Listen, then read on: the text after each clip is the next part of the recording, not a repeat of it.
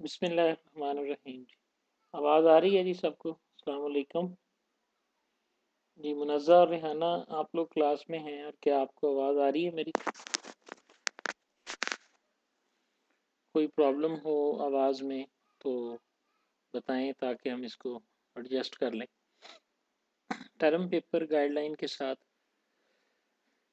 इसके अंदर ये ओवरव्यू गाइडलाइन है आपकी। आपने इसके मुताबिक काम करके तो मुझे ईमेल कर देनी है या नेक्स्ट लेक्चर में आपने इसको डिस्कस कर लेना है।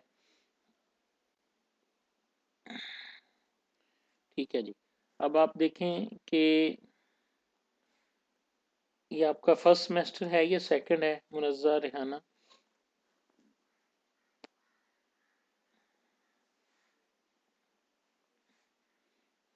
जी। जी अतीका बेटे, आप मेरा ग्रुप है दी आईटी एजुकेशन, उसके अंदर भी इस पोस्ट को लगा दें और वहाँ पर भी यूज़र नेम और पासवर्ड शेयर कर दें ताकि जो स्टूडेंट वहाँ पर हैं वो भी आ जाएंगे और नेक्स्ट फिर उनको आप जो है ना at the end of lecture जो है वो आप उनको गाइड कर दीजिएगा कि आपने किस तरह से दी दानिशकदा को ज्वाइन करना है। जी, दानिशकदा के प्लेटफॉर्म से मैं हूँ हबीबुल्लाह कमर और आज मैं आपको टर्म पेपर किस तरह आपने लिखना है इसके बारे में बताऊंगा। ये फ़िलहाल आप लोगों को बहुत टफ़ ये लग रहा होगा, लेकिन इंशाल्लाह मैं उम्मीद करता हूँ कि इस वीडियो को सुनने के बाद और देखने के बाद जो है आपको इसमें ज़्यादा आसानी होगी। तो आपने हर इसको लिखना है सिवाय सब्जेक्ट के। आपका जो पेपर है उसके जो पार्ट्स हैं हमारे पास वो कुछ इस तरह से होंगे कि हमारा एब्स्ट्रैक्ट होगा, रिलेटेड वर्क होगा, इंट्रोडक्शन होगा, एनालिसिस है, कंक्लूजन है, एक्नॉलेजमेंट है और रेफरेंसेस हैं। आप एक्नॉलेजमेंट कंक्लूजन के बाद जो है वो फ्यूचर वर्क को भी डिस्कस कर सकते हैं। अगर आप समझते हैं कि आपने जो भी आर्टिकल लिखा है, जो भी पेपर लिखा है, उसको इन फ्यूचर जो है वो इस तरह से इन्हेंस किया जा सकता है, मॉडिफाई किया जा सकता है। बेसिकली अगर आपको याद हो, तमाम स्टूडेंट्स को मोटिवेशन के तौर पे मैं ये बता रहा हूँ, अगर आपको याद हो तो आपको हर असाइनमेंट के साथ पेपर्स दिए जाते हैं। उनका मकसद बेसिकली यही था कि आपको एक हैंड ऑन एक्सरसाइज प्रोवाइड की जाए ताकि आपको पेपर को रीड करना आ जाए, इसी तरह पेपर को के इम्पॉर्टेंट पार्ट्स का पता चल जाए और एग्जैक्टली आपको ये पता चले कि राइटर जो है वो किस तरह से उसके अंदर राइट करता है। लेकिन चूंकि अनफॉर्चुनेटली बीइंग स्टूडेंट, जब हम भी स्टूडेंट थे तो यही हमारी अप्रोच होती थी।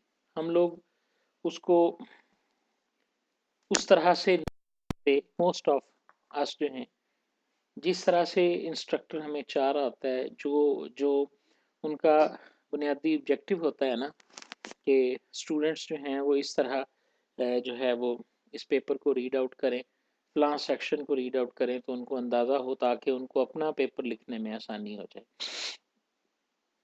अब आप इस साइज को, जो भी आप पेपर लिखेंगे उसमें फॉर्मेटिंग जो है वो बड़ी रोल प्ले करेगी, क्योंकि हो सकता है कि आप फर्स्ट टाइम ये लिख रहे हैं और जो लोग फर्स्ट टाइम नहीं लिख रहे उनके लिए भी ये चीज़ फॉर्मेटिंग जो है, उनको पता है कि फॉर्मेटिंग के नंबर होते हैं और बाकायदा काट लिए जाते हैं। इसमें हमें जो टेम्पलेट प्रोवाइड की जाती है आपके पास अनाउंसमेंट सेक्शन में, डाउनलोड सेक्शन में के ऊपर लाजमी तौर पर ये जो है ना वो मौजूद होगा। आपने वहाँ से इसको डाउनलोड कर लेना है, उसको स्ट्रिक्टली हमने फॉलो करना है जी। हम उसको वायलेट नहीं कर सकते। उसमें जो फॉन्ट साइज़ है उसी फॉन्ट साइज़ को हमने अडॉप्ट करना है। जो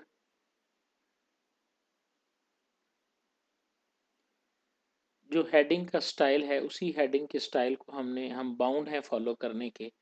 टेबल के अंदर जो आपने लिखना है, अगर आप कोई टेबल बना रहे हैं, अगर आप कोई डायग्राम बना रहे हैं, रेफरेंसेस जिस तरह से लिखे हुए हैं, उन तमाम चीज़ों को अडॉप्ट करने के आप बाउंड हैं जी।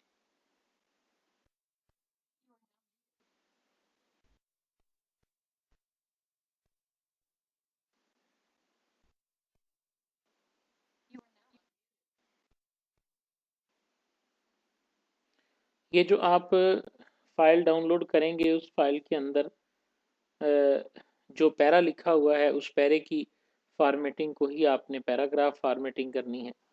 जो उसके अंदर उन्होंने टाइटल का फॉन्ट दिया हुआ है, जिस तरह उसने टेबल बनाया हुआ है, सारी गाइडलाइन उस टेम्पलेट के अंदर जो है वो मौजूद है कि किस तरह से आपने जो है।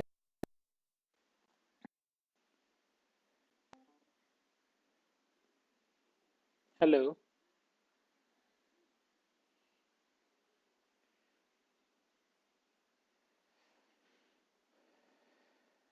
हेलो। हेलो। आवाज़ आ रही है जी? ओके जी, कोई इशू नहीं है जी। हाँ ना, हो सकता है कि आपके वो अ, जो नेट की सर्विसेज हैं उसमें प्रॉब्लम हो। ओके जी, मिनिमम लेंथ आपके पेपर की 5 पेजेस होने चाहिए। अगर आप सिंगल लिख रहे हैं तो फिर 5-6 पेजेस एवरेज लाजमी बनाएं। अगर आप लोग डबल ग्रुप के अंदर लिख रहे हैं जो कि 2 स्टूडेंट्स पर मुश्तमिल हो सकता है, तो फिर चाहिए कि आप उसे 5 और 6 से ज़्यादा उसमें कंटेंट होना चाहिए। जब 2 लोग मिलकर लिखते हैं तो फिर उसकी क्वालिटी भी उसी लेवल की होनी चाहिए। तो इसी तरह मैक्सिमम 2 लोग जो है ना वो आ सकते हैं। प्लेजरिज्म किसी तरह भी टॉलरेटेबल नहीं है, उसके नंबर काटे जाएंगे और आपको कुछ भी नहीं मिलेगा अगर आपने प्लेजराइज्ड पेपर भेजा है। प्लेजरिज्म को चेक करने के लिए ऑनलाइन टूल्स भी मौजूद हैं। प्लेजरिज्म एक्स का सॉफ्टवेयर भी मौजूद है, लेकिन प्लेजरिज्म एक्स जो है वो आपको इंटरनेट रिसोर्सेज के साथ जो है चेकिंग की सहूलत देता है। लेकिन जो HEC में पेपर पब्लिश हो चुके होते हैं हमारे स्टूडेंट्स के, जैसे किसी यूनिवर्सिटी से किसी लड़के ने अगर पब्लिश कर दिया हुआ है और वो नेट पे मौजूद नहीं है, HEC की वेबसाइट के अंदर, HEC की रिपॉजिटरी के अंदर अगर वो पेपर पड़ा हुआ है, चूँकि यूनिवर्सिटी चेक करती है हमारे पेपर्स को किस हिसाब से कि आपने इसको नेट से कहाँ से कॉपी किया है, ठीक है? और आपने किसी स्टूडेंट का पेपर तो कॉपी नहीं किया। बहुत सारे लोग ये कहते हैं जी कि मैंने प्लेजरिज्म में चेक किया था, प्लेजरिज्म एक्स के अंदर मैंने चेक किया था, वहाँ 31% था, लेकिन सर ने जब चेक किया है तो वो 81% आ गया है। तो सर के चेक करने में और आपके चेक करने में फ़र्क है। प्लेजरिज्म एक्स आपके पेपर को इंटरनेट रिसोर्सेज के लिए चेक करता है। वो आपकी वीयू के अंदर पड़े हुए जो पेपर्स हैं उनकी रिपॉजिटरी में चेक नहीं करता और HEC की रिपॉजिटरी में वो चेक नहीं करता, ठीक है? लेकिन अगर आप टर्नइट इन की मेंबरशिप है, अगर वहाँ से आप चेक करेंगे तो फिर वो इंटरनेशनल भी चेक करेगा और HEC की रिपॉजिटरी को भी चेक करेगा। अब इससे बचने का एक बड़ा सादा फार्मूला है कि आप पेपर ही वो इस्तेमाल करें, आप उन्हीं पेपर को रीड आउट करें, उन्हीं में से डाटा को लें जो इंटरनेट पर मौजूद हैं, ठीक है ना? और जब आप इंटरनेट से मौजूद पेपर्स को ही यहाँ पे लिख रहे होंगे और री राइट करके लिखना है, कॉपी पेस्ट तो किसी दर्जे, सारा कॉन्टेक्स्ट पढ़ना खुद है, पढ़ के उसको आपने अपने अल्फाज के अंदर बयान करना है, इसी तरह उसको लिखना है। अब बात हम करते हैं कि हम करें कैसे। फर्स्ट स्टेप हमारा ये है कि आपने टॉपिक को चूज करना है और मैं ये रिकमेंड करता हूँ, मैंने व्हाट्सएप ग्रुप के अंदर भी शेयर किया था कि आपने जो है वो पोस्ट मिड का जो आपका टॉपिक है, जो पोस्ट मिड आपके पास, हमें पता है कि अब हम जो पेपर्स हैं वो 23 से 45 लेक्चर्स के लिए हमारे हैं। तो पोस्ट मिड के टॉपिक्स में से आपने कोई मेन टॉपिक सेलेक्ट कर लेना है, जो जो हमारे चैप्टर की हेडिंग हो, जो हमारे जो है वो मेन टॉपिक की हेडिंग हो। जैसे मैंने यहाँ पर ना 712 की एक एग्जांपल ली है, अगर मैं इसको 706 के लिए एग्जांपल लेता तो मैं ये इसके लिए लेता कि सॉफ्टवेयर इंस्पेक्शन, ठीक है जी। अब सॉफ्टवेयर इंस्पेक्शन और सॉफ्टवेयर टेस्टिंग, ठीक है। अगर आप अपने CS 706 के आउटलाइन को देखें इसी तरह हाँ जी, आप अपना पेपर और प्लेजरिज्म रिपोर्ट जब मुझे भेजेंगे ना, तो मैं इंशाल्लाह यहाँ पे आपको गाइड कर सकूँगा कि किस तरह से आपने जो है वो उसको रिमूव करना है। अब सुने ज़रा यहाँ पे रेहाना कि आपने एक टॉपिक सेलेक्ट कर लिया, जैसे मैंने सॉफ्टवेयर टेस्टिंग, ये मेजर मेरे हिसाब से 706 के अंदर है। और भी बहुत सारे हैं, चूँकि इस वक़्त मेरे पास 706 की आउटलाइन मेरे सामने नहीं है, ठीक है? अगर किसी के पास आउटलाइन मौजूद है तो वो रेहाना या मुनज़्ज़ा में से तो वो कॉपी पेस्ट कर दें यहाँ पे। तो उसमें से आपने एक टॉपिक कर लिया, जैसे मैंने कहा कि जी क्वेरी ऑप्टिमाइज़ेशन ले लिया और क्वेरी पैरेललिज़्म। पहले आपने एक डोमेन फाइनल कर लेनी है, आपने एक टॉपिक फाइनल करना है कि मैंने इसके अंदर जो है ना वो लिखना है। और मैं ये अगेन रिपीट कर रहा हूँ, कोशिश करें कि आप ऐसा टॉपिक लें जो आपके सिलेबस में से हो, ताकि उसको उसको लिखते वक़्त अगर आपकी कोई जेन्युइन एफर्ट आप करना चाहते हैं, अगर आप वाक़ई जेन्युइन एफर्ट करना चाहते हैं, तो जब आप उसको लिखोगे, उसको पढ़ोगे, तो उससे आपका फाइनल का भी कुछ ना कुछ पोर्शन जो है वो तैयार हो जाएगा जी। ठीक है जी। तो अब जैसे सॉफ्टवेयर टेस्टिंग टेक्निक्स है जी, इस तरह आपने टॉपिक को ले लिया। अगला काम जो आपने करना है वो क्या है जी? अगला काम आपका ये है, आप ईजी वन, मॉडरेट या नॉवल 3 काम कर सकते हैं जी। कोई बात नहीं जी, आपका ज़ाहिर है डिफरेंट होगा मुनज़्ज़ा, चूँकि वो मैंने एक ऑडियो शेयर की थी, तो उसके अंदर मेरे ज़हन में इंस्पेक्शन और टेस्टिंग आया था, तो शायद आपने उसी को फ़ॉलो कर लिया, लेकिन आप कोई भी और टॉपिक ले सकते थे। अब ईज़ी वन इसका क्या है, सुने जी। ईज़ी वन इसका ये है कि आप एक लिटरेचर रिव्यू कर दें सिलेक्टेड टॉपिक का with some efforts specific to some scenario. आपने सॉफ्टवेयर टेस्टिंग टेक्निक्स के ऊपर 10 से 15 पेपर्स जो है ना वो डाउनलोड किए, और उन पेपर्स के जितने भी सेक्शन हैं, उन सेक्शंस को मिक्स अप करके आपने अपने 5 सेक्शन निकाल लिए, या 15 से 20 से भी ज़्यादा पेपर को हम लिटरेचर रिव्यू कर सकते हैं। ओके, अच्छी बात है जी। वो वीडियो नहीं थी, मैंने एक ऑडियो शेयर की थी व्हाट्सएप के ऊपर। ठीक है। तो अब इजी वन सुन लें जी, क्या है कि हम कह देते हैं जी, लेट्स सपोज कि जी मैं software testing techniques used in web apps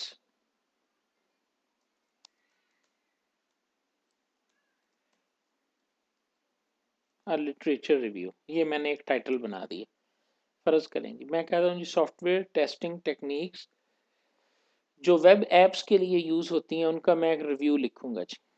अब इसके अंदर आप अपना एब्स्ट्रैक्ट बना सकते हो जी कि सॉफ्टवेयर टेस्टिंग क्या होती है। पहले आप सॉफ्टवेयर टेस्टिंग के लिए 2 जुमले लिखेंगे। उसके बाद आप सॉफ्टवेयर टेक्निक्स क्या होती हैं उसके बारे में 2 जुमले लिखोगे। 4 जुमले हो गए जी, 12 जुमले, और कम से कम 12 से ज़्यादा जुमले होने चाहिए आपके, कम से कम 12।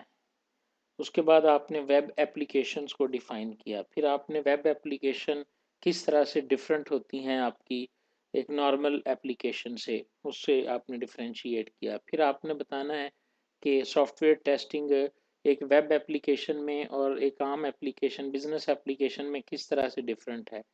फिर आप ये बताओगे कि सॉफ्टवेयर एप्लीकेशन की टेक्निक्स, जो बिज़नेस एप्लीकेशन की टेक्निक्स हैं, उनको हम किस तरह से इम्प्लीमेंट कर सकते हैं, या कौन-कौन सी टेक्नीक जो है वो वेब ऐप्स के लिए ज़्यादा बेहतर करती है। अब ये इस तरह आपके 8 से 10 सेंटेंसेस बन गए। अब आप इसमें क्या करोगे कि दिस पेपर जो है, ये वाला जो पेपर है, ये लिटरेचर को रिव्यू करेगा, और इस लिटरेचर की को पर्टिकुलरली 2 डोमेन्स में रिव्यू करेगा, जो काम हमारा है। इससे पहले कोई काम नहीं हुआ कि किसी ने सॉफ्टवेयर टेक्निक्स को स्पेसिफिक टू वेब एप्स जो है वो रिव्यू किया। तो हम लिटरेचर को देखेंगे और वहाँ से उन तमाम ऐप्स को जो है वो जो है ना उसका लिटरेचर रिव्यू जो है वो पेश करेंगे, ताकि जो बंदा वेब ऐप्स के को की सॉफ्टवेयर टेक्निक्स के बारे में रीडर पढ़ना चाहता है, उसको तमाम जगह की बजाय इस एक पेपर में से मटेरियल जो है ना वो मिल जाए। समझ आ गई? ये इजी वन अप्रोच होती है। इसी तरह यही सॉफ्टवेयर टेस्टिंग टेक्निक्स, इसकी जगह कोई भी और वेब एप्स, इसकी जगह कोई और scenario, education system, real time systems, ठीक है जी, cloud computing softwares, communication softwares, ठीक हो गया जी, गेम्स, कुछ भी लिखा जा सकता है इस तरह। और आगे लिटरेचर रिव्यूज। जी, आई होप कि ये समझ आया होगा कि इस तरह से आप इजी वन जो है ना वो बना सकते हैं, अपना टॉपिक और आइडिया और उसका एब्स्ट्रैक्ट। ओके जी, जो दूसरा हमारा है वो थोड़ा सा मॉडरेट है, यानी ये थोड़ी सी और बेहतर हो जाएगी। इसमें हम कंपैरिजन कंडक्ट करते हैं between different techniques, methods, architectures and models. हम CS706 की बात करते हैं, ठीक है जी। हम क्वालिटी मैट्रिसेस के बारे में आप पढ़ेंगे। अच्छा जी, हम बात करते हैं 70712 की, डिस्ट्रीब्यूटेड डेटाबेस की। उसके अंदर हम क्वेरी पैरेललिज्म या query optimization methods and models की बात करते हैं। आप बात कर रहे हो 708 की, सॉफ्टवेयर रिक्वायरमेंट गैदरिंग की या सॉफ्टवेयर रिक्वायरमेंट इंजीनियरिंग की। उसके अंदर हम जब पोस्ट मिड टॉपिक्स में जाते हैं तो वहाँ पर हम पढ़ते हैं CMMI को पढ़ते हैं, और इसी तरह हम उसके अंदर requirement validation and verification techniques को पढ़ते हैं, और उसके अंदर हम फॉर्मल टेक्निकल रिव्यूज़ को पढ़ते हैं, और इस तरह की कई चीज़ें हम वहाँ पर पढ़ते हैं। ठीक है, आप एक रेंज देखें जिसमें डिफरेंट टेक्निक करती हैं, सर्च हैं, सॉर्टिंग की टेक्निक्स हैं, ठीक है जी। इसी तरह रिक्वायरमेंट सॉफ्टवेयर के मॉडल्स हैं, डिफरेंट आर्किटेक्चर्स जो हैं वो मौजूद हैं, ठीक है जी। इस तरह का आप एक टॉपिक चूज करें। ओके, मैं अगेन मेरे पास यहाँ पे वही एग्जांपल है, लेकिन मैंने आपको बता दिया कि मैं यहाँ पे लिख रहा हूँ, जैसे फॉर एग्जांपल के क्वेरी ऑप्टिमाइजेशन टेक्निक्स जो है ना इनको, या अगर मॉडल्स हैं तो मॉडल्स, और अगर कोई आर्किटेक्चर एग्जिस्ट करते हैं तो वो आर्किटेक्चर्स, ठीक है। उन तमाम आर्किटेक्चर्स को जो है ना वो मैं देखता हूँ जी। जी,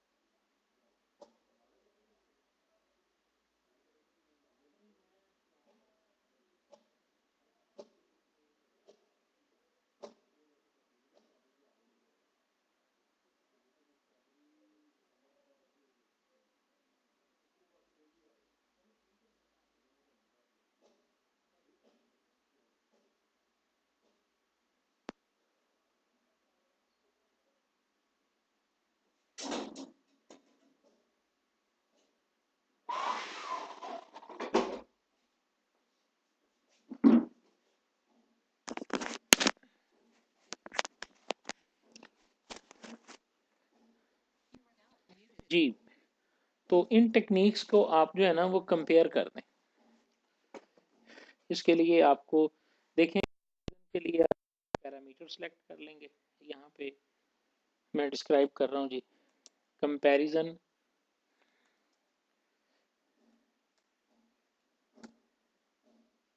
on the basis of some set parameters, ठीक है। तो इस तरह आप उन टेक्निक्स के दरमियान जो है ना वो कंपैरिजन कंडक्ट कर दें। ये भी एक आसान टेक्निक है। मैं मिसाल यहाँ पे मेरे जहन में एक ऑपरेटिंग सिस्टम एग्जांपल आ गई है कि जी हम बात करते हैं फॉर एग्जांपल कि हमारे पास जो है ना वो पेज रिप्लेसमेंट एल्गोरिदम होते हैं, पेज रिप्लेसमेंट एल्गोरिदम्स। आपने भी अपने एडवांस्ड ऑपरेटिंग सिस्टम में और पीछे भी आप पढ़ के आए हो, चाहे आपने ग्रेजुएशन किया या मास्टर्स किया है, वो लाइफो फाइफो पढ़ के आए हैं हम, फर्स्ट इन फर्स्ट आउट वाला, और least recently used, most recently used, ये सारी टेक्निक्स हम पढ़ के आए हैं जो पेज रिप्लेसमेंट एल्गोरिदम्स हैं, ठीक है जी। उन एल्गोरिदम्स का आप कंपैरिजन कंडक्ट कर दो on the basis of RAM utilization, on the basis of processor utilization. तो इस तरह आपने कोरिलेट किया दो तीन चीज़ों को और उनके दरमियान एक कंपैरिजन आप कंडक्ट करेंगे। इससे फ़ायदा क्या होगा? इसमें इंट्रोडक्शन में आप तमाम का इंट्रोडक्शन लिख दोगे, ठीक है जी। उसके बाद जब आप एनालिसिस फेज में आओगे तो आप तमाम का लिटरेचर रिव्यू में से जो जो करेक्टरिस्टिक्स हैं वो सारी बयान कर दोगे, ठीक है जी, कि सीपीयू यूटिलाइजेशन इसमें क्या है, इसमें क्या है, इसमें क्या है। उसके बाद आप एक टेबुलर फॉर्म के अंदर या एक ग्राफिकल फॉर्म के अंदर एक ग्राफ बना के उनको शो कर दें या एक टेबल बनाकर उनकी वैल्यूज़ को आपस में कंपेयर करवा दें। तो इस तरह ये आपके पास एक कंपैरिजन टाइप का जो है वो पेपर जो है ना वो डिज़ाइन हो जाएगा, ठीक है जी। आमतौर पर ग्रुप में जो लोग होते हैं वो इस तरह का काम करते हैं और ये अप्रिशिएबल काम होगा। सबसे पहला पैरामीटर आपका जो देखा जाएगा पेपर के लिए वो ये होगा कि आपका प्लेजरिज्म कितना है। उसके बाद दूसरा पैरामीटर चेक किया जाएगा कि आपने एब्स्ट्रैक्ट किस आइडिया के ऊपर काम किया है। ये कोई मॉडर्न आइडिया है, ओल्ड आइडिया है, या क्या वर्थ है इस काम की, ठीक है।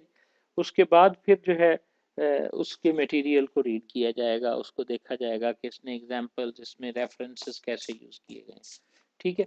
तो बहरहाल इसमें से स्कोर हासिल करना मुश्किल नहीं है, लेकिन चूंकि ये एक नई एक्टिविटी है, इससे पहले आपने अपनी एजुकेशन में हो सकता है ये कहीं भी परफॉर्म ना की हो, तो अब मैं ये रिकमेंड करता हूँ कि अगर आप थीसिस की तरफ जाना चाहते हैं इन फ्यूचर तो आप लाजमी तौर पर पेपर्स लिखने की प्रैक्टिस करें।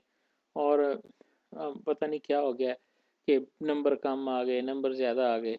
आर्ट सीखना है आपने, जब पहली दफ़ा किसी चीज़ को बनाना है तो वो ज़ाहिर है वो तो 100% नहीं बनेगी। आप उस हिसाब से देखें, मैंने एक एफ़र्ट की, उसका मुझे 60% मिल गया, ठीक है जी। नेक्स्ट टाइम मैं इस एफ़र्ट को, मुझे पता चल गया कि मेरी इस एफ़र्ट का मुझे 60% मिला है, तो नेक्स्ट टाइम कैसे मैं इसको इम्प्रूव करूँगा तो मैं मोर देन 70% 80% पे चला जाऊँ।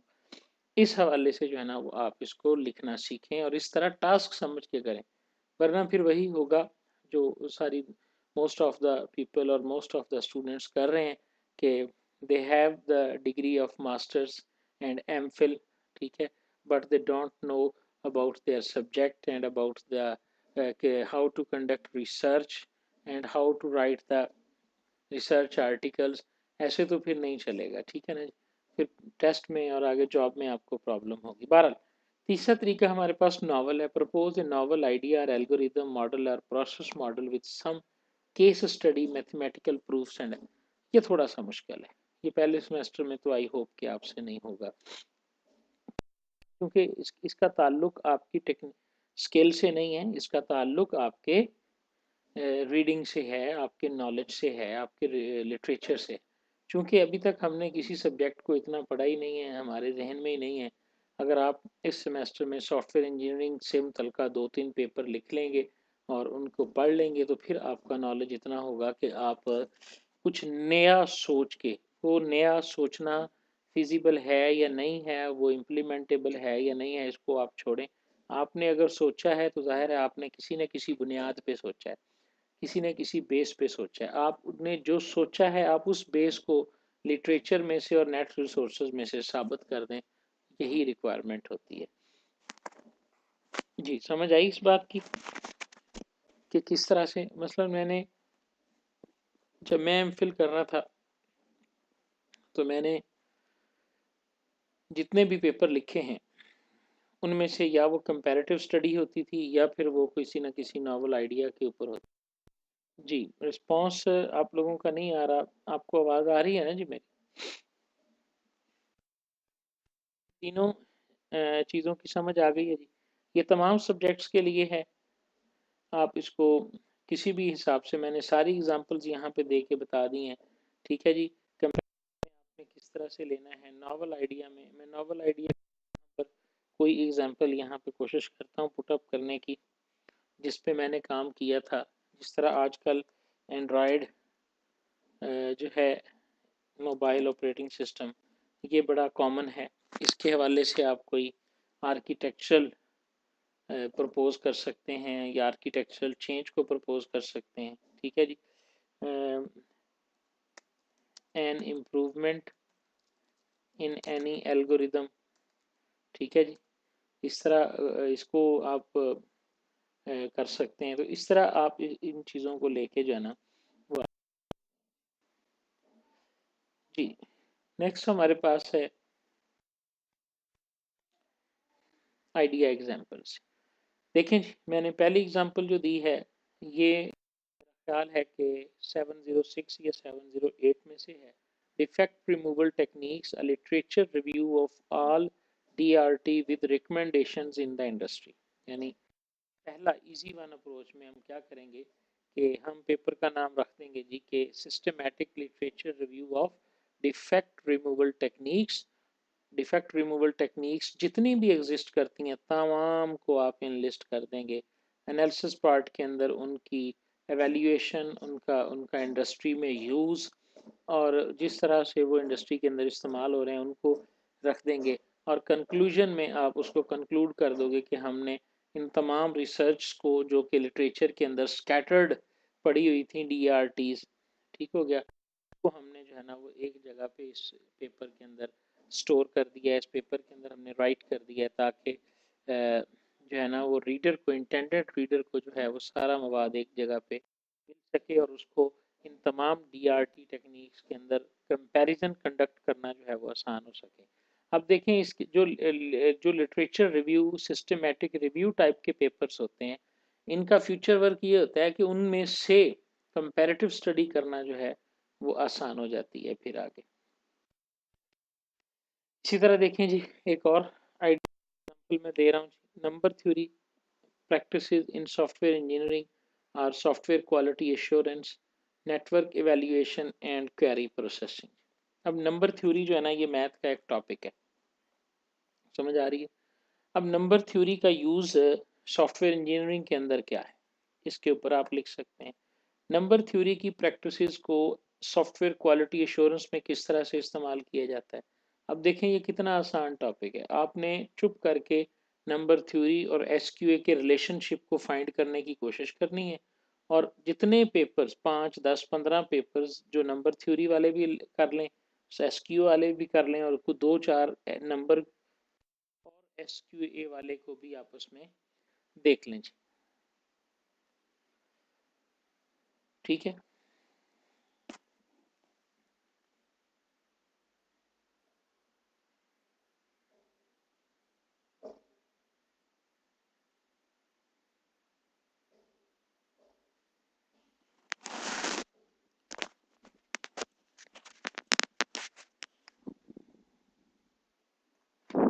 जी, तो इसी तरह आप नंबर थ्योरी का जो होगा उसको आप जो है ना रिलेट कर दें अपने किसी भी टॉपिक के साथ। मैंने आगे बहुत सारी एग्जांपल्स लिखी हैं जी। अब आवाज़ का कैसा है जी रेहाना, आप बताएं काइंडली, कुछ बेहतरी हुई है पहले से। नंबर थ्योरी प्रैक्टिसेस इन, इसी तरह आप इन दोनों रेंज को चेंज करके कोई रिलेशनशिप जो है ना, देखें हमें पता है कि मैथ का, फिज़िक्स का और दीगर जो सब्जेक्ट्स हैं हमने पढ़ा हुआ है।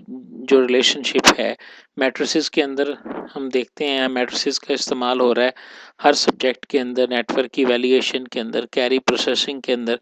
तो इनकी रिलेशनशिप को जो है ना वो आप उनके ऊपर एक आर्टिकल जो है वो लिख सकते हैं। बड़ी सादा और आखिर बड़ी बड़ी सिंपल सी बात मैं आपको समझाना चाह रहा हूँ यहाँ पे कि हमारा काम बुनियादी तौर पे क्या है कि हमने 10 या 15 आर्टिकल्स को रीड करके उनमें से एक आर्टिकल बनाना है।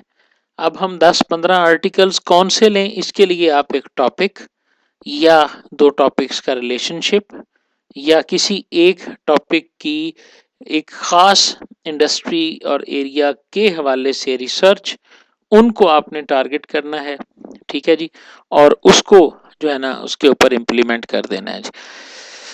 जी वकार साहब, आपको समझ आ रही है बात की? जी, यहाँ तक अगर आप मुझे थोड़ा सा गो हेड दें तो मैं इससे आगे चलता हूँ। अगर आपका कोई क्वेश्चन है इस एग्जाम्पल के हवाले से तो मुझे बताएं जी, वरना फिर मैं नेक्स्ट मूव करता हूँ जी। ठीक है जी, नेक्स्ट देखें जी एग्जाम्पल।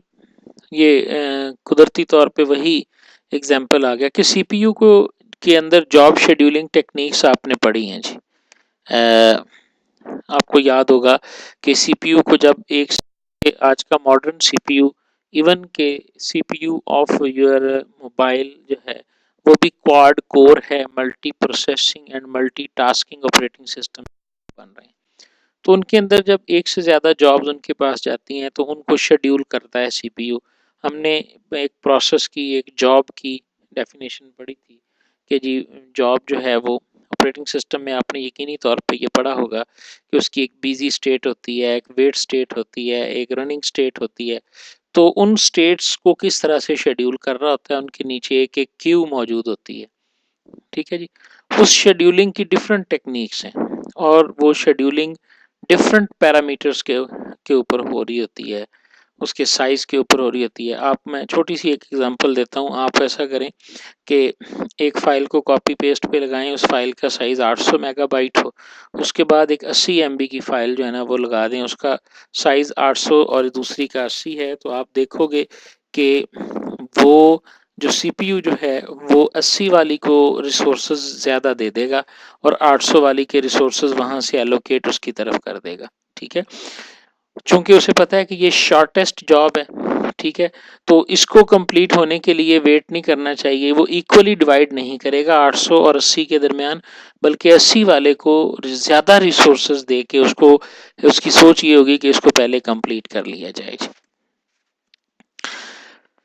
जी बात की समझ आई है जी। तो इस तरह comparison of CPU scheduling techniques हैं with respect to the CPU utilization, multi core processing or in Android operating system. यानी हमारा मेन टॉपिक हो गया सीपीयू शेड्यूलिंग टेक्निक्स, और उसको हम सीपीयू यूटिलाइजेशन के हवाले से कंपेयर कर दें, हम उसको कोर्स के हवाले से जो है ना वो जो है वो कंपेयर कर दें, या हम उसको एंड्रॉयड ऑपरेटिंग सिस्टम के हवाले से जो है ना वो उनको कंपेयर कर दें। क्योंकि आपको याद होगा कि मैंने कहा था कि कंपैरिजन जो होता है वो किसी न किसी बेस के ऊपर आपने जो है ना टेक्निक्स को करना होता है। जी बात की समझ आई यहाँ तक?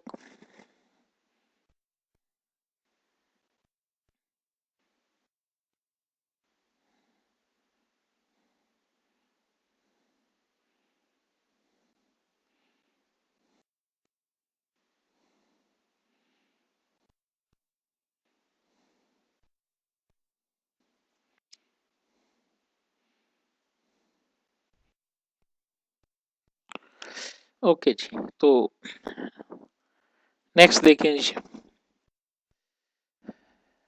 ये नॉवल आइडियाज हैं कुछ, मसलन query optimization on the basis of heuristic and greedy choice. ये सारे वो आइडियाज़ हैं जो मैंने खुद से इम्प्लीमेंट किए और इनके ऊपर मैंने आर्टिकल लिखे।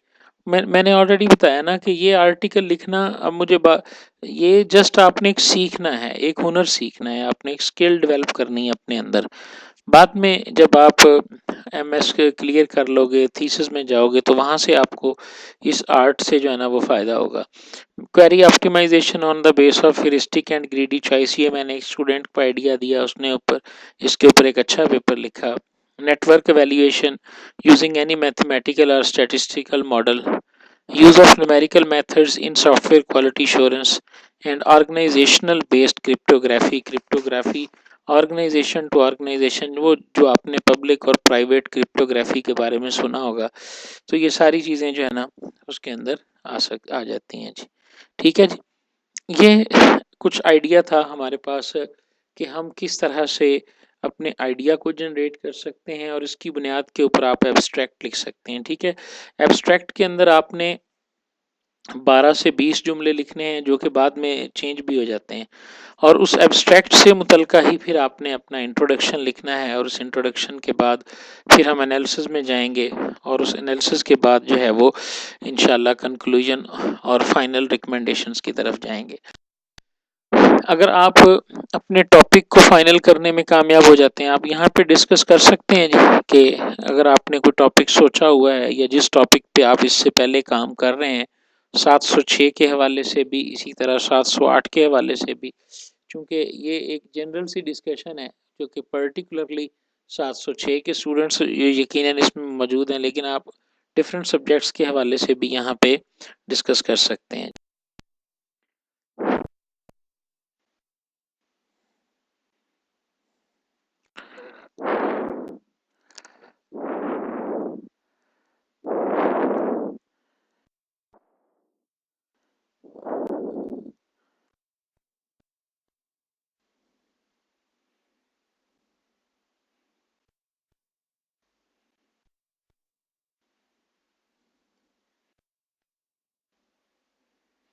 मैं अब आपको कुछ एब्स्ट्रैक्ट लिखे हुए दिखाता हूँ जी, जो कि जिससे आपको कुछ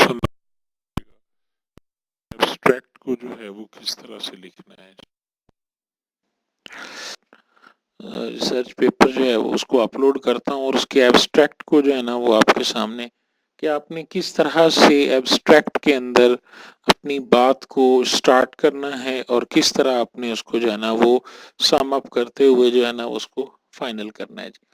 अगर आप इस वीडियो को सुनने के बाद अपना एब्स्ट्रैक्ट बना लेते हैं, अपना आइडिया बना लेते हैं, तो उससे आगे बिल्कुल आसान है।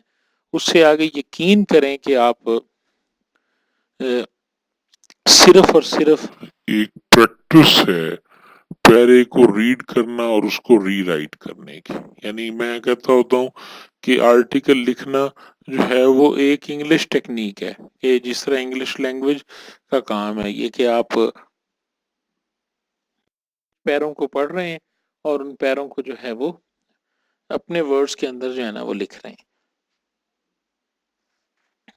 अगर आप लोग यूज करोगे किसी ऐप का कि जी जिसको आपने एक पैरा दिया उसने उसको रीराइट करके दे दिया तो फिर कुछ भी नहीं होगा, ये याद रखिएगा, ठीक है ना। उससे पैरा रीराइट हो जाता है, प्लेजरिज्म से निकल जाता है, लेकिन जब टीचर उसको पढ़ता है तो चूंकि वो सिनोनिम्स रिप्लेस किए होते हैं तो सिनोनिम्स रिप्लेस करने से कभी भी पेपर पैरे की सेंस जो है ना वो सेम नहीं रहती, पैरे की सेंस जो है वो तब्दील हो जाती है। आप करके देख लें किसी एक पैरे को आर्टिकल रीराइटर के अंदर डाल के देख लें, बहुत सारे ऑनलाइन वर्जन्स और ऑनलाइन टूल्स इस तरह के अवेलेबल हैं जिनके ऊपर आप इसको चेंज कर सकते हो, लेकिन आप देखोगे कि पूरी की पूरी जो सिफ्त है ना वो चेंज हो जाएगी। तो पहली टास्क मेरे हिसाब से आपके पास यही होनी चाहिए इंशाल्लाह। मेरा ख्याल है कि ये लेक्चर हमारा कल भी होगा, कल भी आप इस करें टर्म पेपर के हवाले से, ठीक है ना।